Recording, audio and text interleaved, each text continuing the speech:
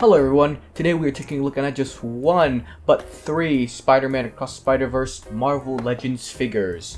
Those being Spider-Man 2099, Miles Morales, and finally, the Spot. Now, I do want to say, before I watched this movie, I actually wasn't that big of a fan of Spider-Man. I liked him and whatnot, but I didn't really like him as much as, say, someone like Batman or Iron Man. However, after watching this movie, I fell in love with the movie. It was a fantastic movie that you should all definitely watch. And I love the characters, and so I had to get plastic figurines of them. Or not figurines, figures of them. And of course here we have Miles, Miguel, the Spot, just some of the characters from the movie. And obviously these are from the Marvel Legends line. And what's interesting about them is that they came in basically some old school action figure blister packs. Unlike some of the, well, I guess you'd say modern version of Marvel Legends, which was actually really cool to see. And it made me almost not want to even open these because they look that good. And here is Miles Morales. And I just gotta say, he looks fantastic. He looks just like the Miles in the film. Now, I have heard that there are some minor details on him that aren't accurate to the film, but overall, he looks like Miles Morales. I mean, just look at him just standing there. It looks great. It looks like the one in the film. And I really like the texture detail he has. Obviously, he's skinny, very skinny, just like the one in the film. But, you know, I'm sure he'll hit the gym and bulk up and whatnot. But going back to his textured suit, I think it adds just so much more detail to him. It makes him look that much better. Another pro to him is that he can actually stand, unlike some of the other figures we're going to be talking about later on in this video. In terms of accessories, he comes with 2 fists, along with 2 spiderweb shooting hands, and his best accessory, in my opinion, is his alternate heads, which you can just put on by taking off his Spider-Man head and putting on his unmasked head, which was very tight out of the box, and I need to actually use some soap as lubricant just to get it on. But after I mess around with the figure a bit, it is much less tight. And that head sculpt just looks great.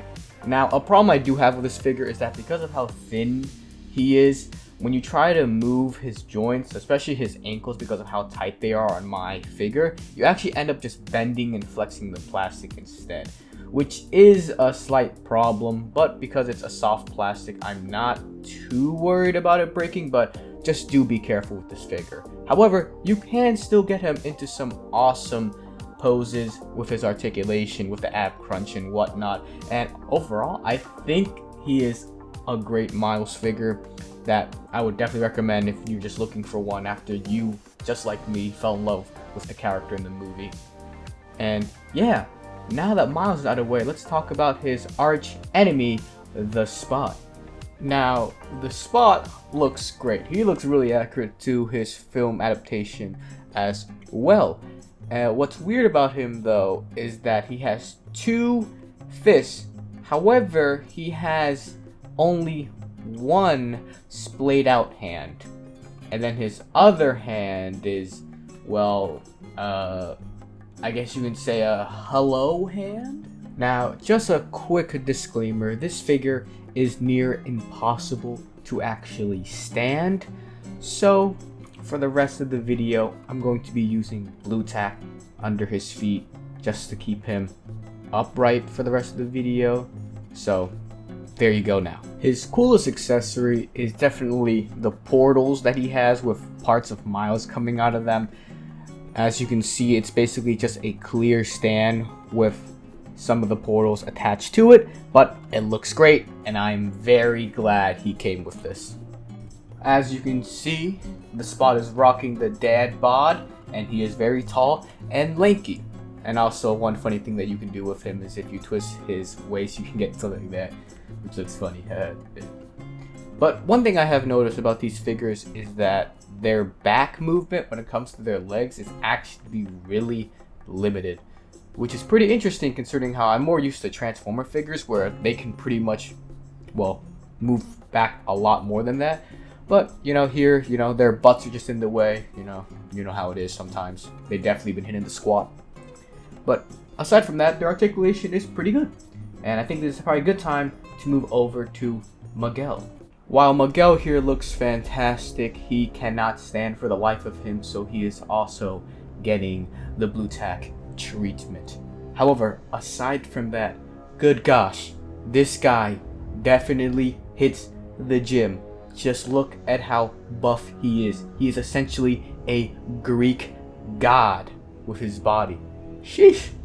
But look-wise, this figure looks incredible. And accessory-wise, he comes with 2 fists and also 2, well, grabbing Miles' face hands. Yeah, let's just go with that. But I mean, he just looks great, and I don't know much else to say about him. Articulation is pretty much fine. He also comes with his cape, and he also has his cool arm fin. Dang it, Miguel! Alright, size comparison time. Here is them next to Bionicle 2001 Mata Tahu, Figma Rem, and then Transformers Kingdom Voyager Class Optimus Primal. And then here is him next to my only other Marvel Legends, Mysterio from Spider-Man Far From Home. So overall, my thoughts on these figures are that look-wise, they look fantastic.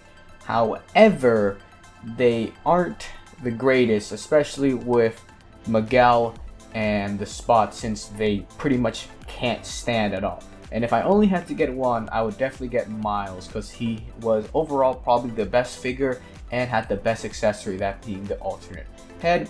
But if you were a fan of the movie like me, then I would recommend getting all of them, even with their problems. Just make sure you have a way for the Spot and Miguel to actually stand.